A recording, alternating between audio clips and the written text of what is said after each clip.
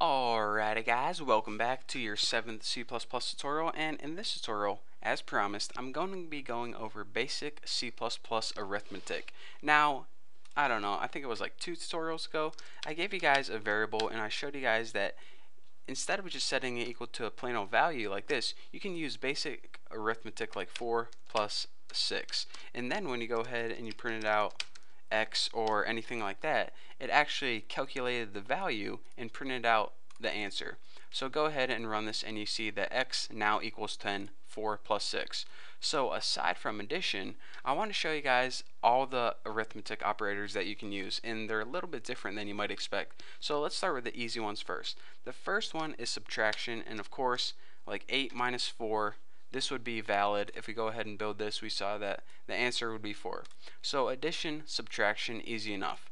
But also, aside from addition and subtraction, you can use multiplication. But make sure not to use x like that, because that'll mess up. In order to multiply in computer programming, you use the asterisk, and that's the symbol above the 8 on your keyboard. And what this is going to do is multiply these two numbers, 8 times 4. So now if you go ahead and run this, we should get 32, and check it out. 32, just like that. So let's go ahead, and before I go over this, let's go ahead and go over division. In order to use division in computer programming, let's go ahead and take 81 divided by 3. Division, the symbol for this is the /. So let's go ahead and take 81 divided by 3, and we get 27, just like that. Simple enough. But check this out. What if we have something like 81 divided by 2? Well, it should be 40, but it has a remainder of 1. So let's go ahead and try to build and run this and see what we get.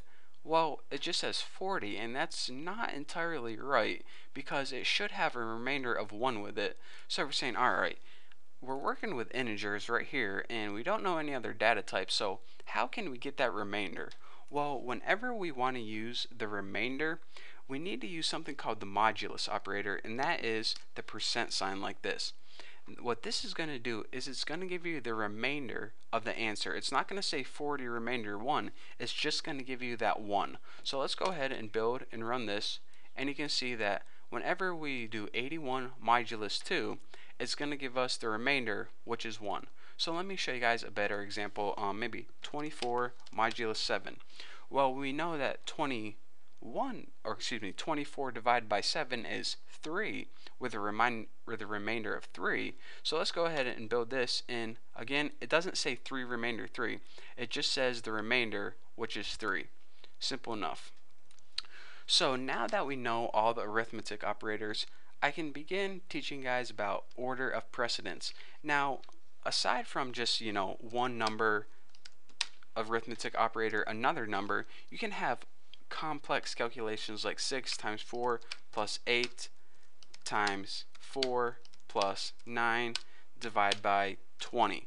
And if we go ahead and build and run this, let's see what we get. 56. We're saying, alright, so what order is this doing this in? Is it doing 6 times 4 and then plus 8? Or is it doing, 4 plus 8 and then times that by 6? Because depending on how you do it, it's going to come out with a different result. So the basics is this. If you remember way back in like 7th grade math, you know something called your associative property, and that's pretty much this. Anything that's in parentheses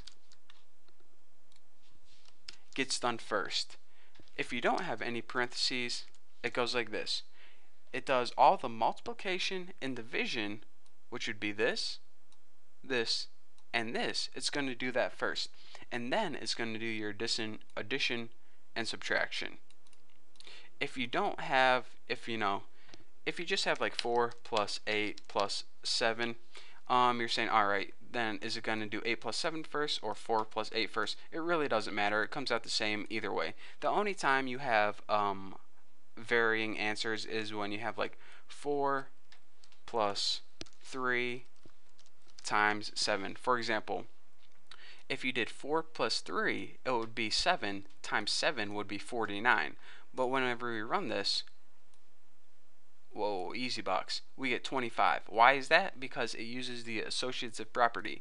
It actually multiplies first, which is 7 times 3, and that's 21, plus 4, which is 25. So again, if you want to explicitly say 4 plus 3 first, you need to surround that in parentheses. So now whenever you build and run this, it's going to run your parentheses first and say, alright, 4 plus 3 equals 7 times 7 equals 49. So remember, the rule is this: parentheses first, then your multiplication and division, and then your addition and subtraction. So remember that, and if you get confused, it's called the associative property. You should have learned it in like 8th grade math or 9th grade math, or maybe 7th grade. I don't know, I can't remember. It was a long time ago. For now, that's all I want to talk to you guys about: basic arithmetic and how it works in C++. So for now, that's all you guys get. So thank you guys for watching this tutorial. If you have any questions, go to my website, thenewboston.com, and click on forum, and you can ask me there. So one last time, thank you guys for watching. Don't forget to subscribe, and I'll see you next video.